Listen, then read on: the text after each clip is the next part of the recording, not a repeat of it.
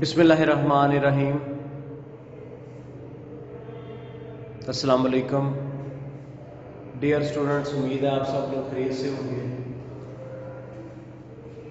آج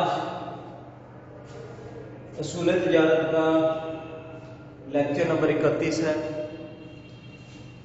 lecture number 30 میں ہم شارٹ کوسچنز پڑھ رہے تھے، تو لیکچر نمبر 31 میں بھی ہم شارٹ کوسچنز ہی پڑھیں گے۔ تو آج جو شارٹ کوسچن ہم پڑھیں گے اس میں حصہ دار اور تمسک دار میں فرق بتائیں۔ حصہ دار اور تمسک دار۔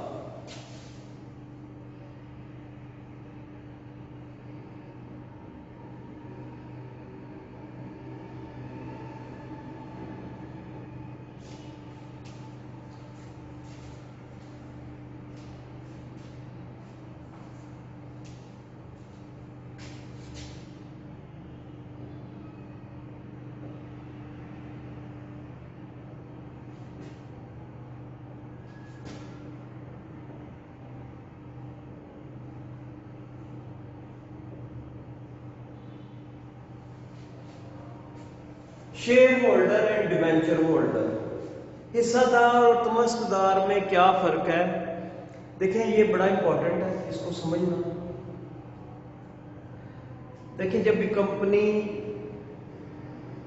شروع ہوتی ہے تو وہ پراسپیکٹس ایشو کرتی ہے اور لوگوں سے سرمایہ اکٹھا کرتی ہے، اور رجسٹرار کے پاس اپنا کیپٹل جو ہے وہ رجسٹر کرواتی ہے کہ ہمارا کیپٹل اس سے زیادہ نہیں ہوگا، اسے کہتے ہیں آتھورائز کیپٹل۔ اب جب سرمایہ لوگوں کے پاس چلا گیا تو لوگ بن گئے کمپنی کے شیئر ہولڈر، حصہ دار۔ جو تمسک دار ہیں وہ کمپنی کے حصہ دار نہیں ہوتے، وہ کمپنی کے قرض خواہ ہوتے ہیں۔ انہوں نے کمپنی کو قرضہ دیا ہوتا ہے اور وہ سود وصول کرتے ہیں کمپنی سے ہر سال، چاہے کمپنی کو پروفٹ ہو یا نہ ہو۔ تمسک دار جو ہیں وہ کمپنی سے سود وصول کرتے ہیں۔ تو پہلا فرق تو یہ ہو گیا کہ حصہ دار کمپنی کے ہوتے ہیں مالک، شیئر ہولڈر، جبکہ تمسک دار کمپنی کے قرض خواہ ہوتے ہیں، انہوں نے کمپنی کو قرض دیا ہوتا ہے۔ حصہ داروں کو پروفٹ اسی صورت میں ملتا ہے جب کمپنی کو پروفٹ ہو، لیکن جس کے پاس تمسکات ہیں، کمپنی کو پروفٹ ہو یا نہ ہو، انہیں انٹرسٹ ضرور پے کیا جاتا ہے۔ ٹھیک ہے، تو یہ نئی بنیادی فرق ہے کہ حصہ دار جو ہیں شیئر ہولڈر وہ کمپنی کے مالک ہوتے ہیں، اور جو تمسک دار ہے وہ کمپنی کے قرض خواہ ہوتے ہیں۔ اس کے بعد کمپنی کے منظور شدہ سرمایہ سے کیا مراد ہے؟ دیکھیں جب بھی کوئی کمپنی بنتی ہے تو وہ سب سے پہلے اپنا سرمایہ منظور کراتی ہے رجسٹرار سے۔ تو وہ جو سرمایہ منظور کراتی ہے اسے کہتے ہیں آتھورائز کیپٹل یا منظور شدہ سرمایہ۔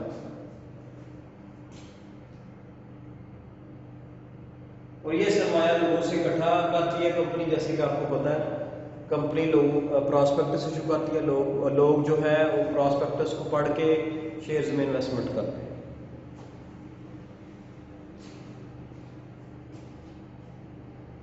اس کے بعد ہے کمپنی کے محفوظ سرمایہ کی تعریف کریں۔ دیکھیں جی یہ وہ سرمایہ ہوتا ہے جو کمپنی جو ہے وہ شیئر ہولڈرز میں ڈسٹریبیوٹ نہیں کرتی، وہ علیحدہ سے رکھ لیا جاتا ہے، اور کسی بھی ایمرجنسی کی صورت میں یہ جو ریزرو ہے یہ استعمال کیا جاتا ہے، مشکل حالات کے لیے یہ سرمایہ یوز کیا جاتا ہے۔ جیسے کہ پچھلے سال سے کورونا کی وبا چل رہی ہے تو بہت سی کمپنی نے اپنے ریزرو فنڈ کو استعمال کیا ہے اور اس مشکل صورتحال کا سامنا کیا. ٹھیک ہے. اور جن کمپنیز نے ریزرو فنڈ نہیں بنایا ہوا تھا، ریزرو کیپٹل نہیں بنایا ہوا تھا، انہیں بہت زیادہ مشکل پیش آئی. تو یہ ریزرو کیپٹل جو ہے یہ مشکل حالات کے لیے ہی ریزرو کیا جاتا ہے، اس کو ادا کیا جاتا ہے.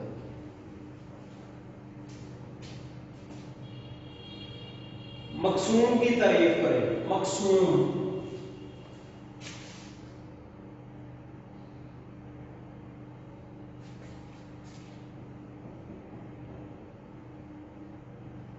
یا ڈیویڈنڈ.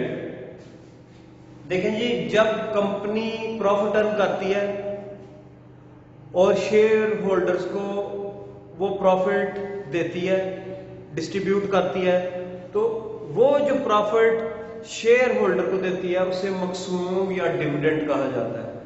کمپنی جو پروفٹ اپنے شیئر ہولڈرز کو دیتی ہے اسے مقسوم یا ڈیویڈنڈ کہا جاتا ہے.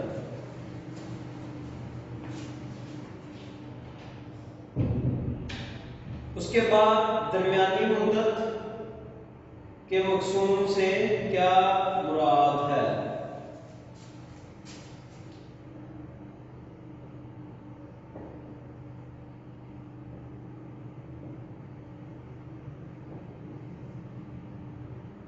درمیانی مدت کے مقسوم سے کیا مراد ہے؟ اس کو ان ٹرم ڈیویڈنڈ کہتے ہیں. In term dividend. دیکھیں عموماً جو کمپنیز ہیں وہ 1 سال کے بعد منافع دیتی ہیں، اسے کہتے ہیں ڈیویڈنڈ. لیکن کچھ کمپنیز ایسی ہیں جو سال کے دوران بھی منافع دیتی ہیں. ٹھیک ہے، 6 ماہ بعد دے دیا یا 9 ماہ بعد دے دیا یا کوارٹرلی دے دیا.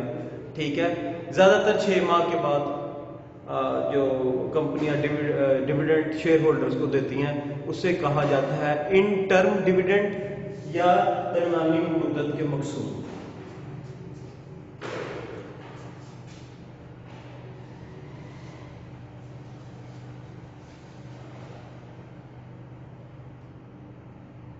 تمسکات سے کیا مراد ہے؟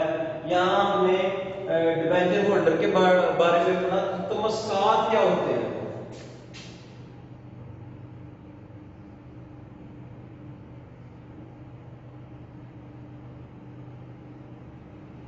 تمسکات کیا ہوتے ہیں؟ ڈیبینچرز. دیکھیں کمپنی سرمایہ اکٹھا کرتی ہے ایک تو شیئر ایشو کر کے، لیکن اگر پھر بھی کمپنی کو پیسے چاہیے اور ظاہر بات ہے وہ اس نے اپنا جو سرمایہ وہ منظور کرایا ہوتا ہے، اس سے وہ زیادہ نہیں کر سکتے. تو اگر کمپنی اپنا سرمایہ ایشو کر چکی ہے سارا، تو اب وہ سرمایہ کہاں سے اکٹھا کرے؟ تو وہ تمسکات ایشو کرتی ہے. یہ ایک سرٹیفکیٹ ہوتا ہے جو کمپنی جاری کرتی ہے، اور جو بھی اس سرٹیفکیٹ کو خریدتا ہے وہ کمپنی کو پیسے ادا کرتا ہے. وہ پیس آف پیپر یا سرٹیفکیٹ اس پرسن کے پاس چلا جاتا ہے جو کہ اس بات کا ثبوت ہوتا ہے کہ اس نے کمپنی کو پیسے ادا کیے ہیں، اور اس سرٹیفکیٹ کے اوپر یہ لکھا ہوتا ہے کہ کمپنی اتنے % سالانہ اس پرسن کو ادا کرے گی. اس پرسن نے کمپنی کو قرضہ دیا ہے اور کمپنی ہر سال اتنے % اس کو ادا کرے گی. اس کو کہتے ہیں تمسکات. یہ اس بات کا ثبوت ہوتا ہے کہ کسی پرسن نے کمپنی کو قرض دیا ہے. Acknowledgement of debt. ٹھیک ہے، تو اسے کہتے ہیں ڈیبینچر یا تمسکات.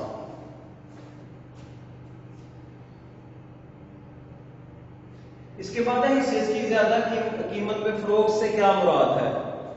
دیکھیں حصے عموماً جو پار ویلیو پہ ایشو ہوتے ہیں، لیکن اگر حصے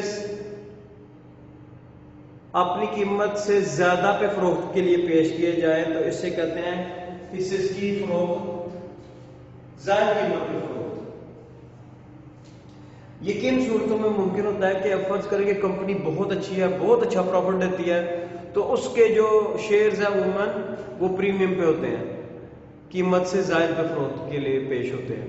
پاکستان میں زیادہ تر شیئر کی قیمت 10 ہے، لیکن جو اچھی کمپنیز ہیں وہ 10 روپے کا شیئر 10 کا ایشو نہیں ہوتا، وہ بعض اوقات 50 کا ایشو ہوتا ہے، بعض اوقات 40 کا ایشو ہوتا ہے، ٹھیک ہے. تو یہ 10 روپے سے زیادہ جتنی بھی ویلیو ہے اس کو ہم کیا کہتے ہیں؟ پریمیم.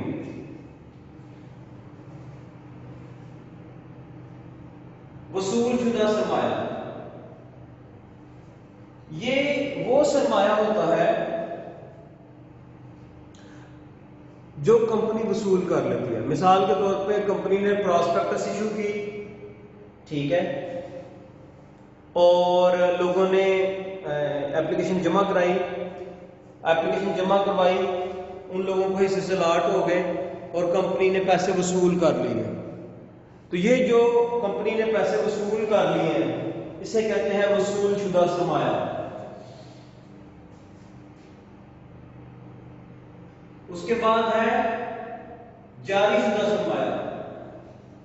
دیکھیں بات یہ وصول شدہ اور جاری شدہ ذرا آپ دھیان سے سمجھ لیں. دیکھیں کمپنی نے ایشو کیا کیپٹل فرض کرے 1 لاکھ شیئرز کا، ٹھیک ہے.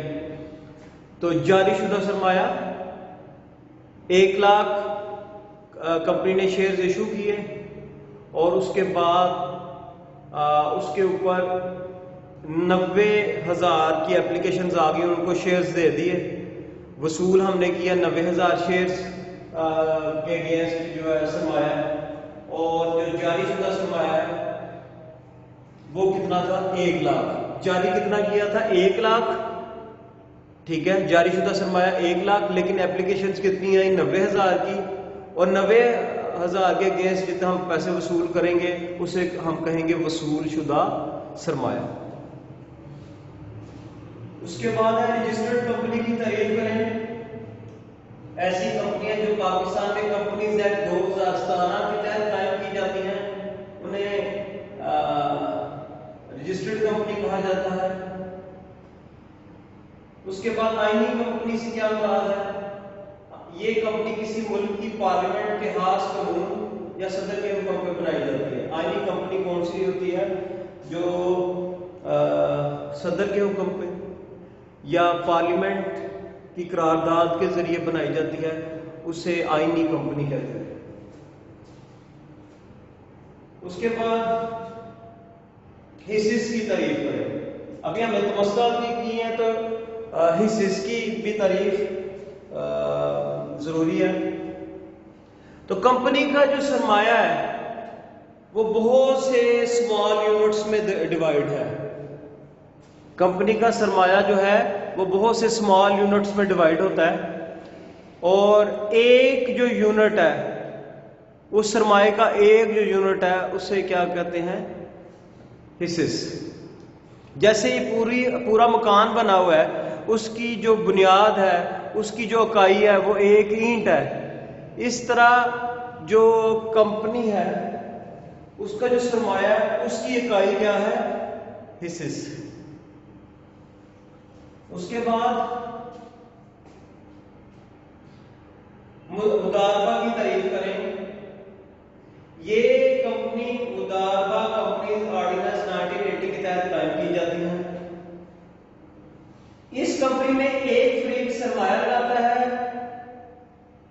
جبکہ دوسرا فریق کاروبار چلانے کے لیے اپنی صلاحیتیں اور تجربہ کو بروئے کار لاتا ہے. سرمایہ لگانے والے کو رب المال اور کاروبار کرنے والے فریق کو مضارب کہتے ہیں، ٹھیک ہے. ایک فریق پیسہ لگاتا ہے جسے رب المال کہتے ہیں، دوسرا فریق جو ہے وہ کاروبار چلاتا ہے اسے مضارب کہتے ہیں. اس کے بعد ہے ہولڈنگ کمپنی. ہولڈنگ کمپنی ایسی کمپنی ہوتی ہے جس کے کسی دوسری کمپنی میں 50% سے زیادہ شیئرز ہوتے ہیں. میں دوبارہ ریپیٹ کرتا ہوں، اگر کسی کمپنی کے پاس کسی اور کمپنی کے 50% سے زیادہ شیئرز ہوں تو اسے کہتے ہیں ہولڈنگ کمپنی. جیسے نشاط مل ہولڈنگ کمپنی ہے نشاط پار کی. نشاط مل کے پاس نشاط پاور کے 50% سے زیادہ شیئرز ہیں۔ تو آج کے لیکچر کو ادھر ہی ختم کرتے ہیں، انشاءاللہ تعالی نیکسٹ لیکچر میں بھی ہم شارٹ کوسچنز ہی پڑھیں گے۔ اللہ حافظ۔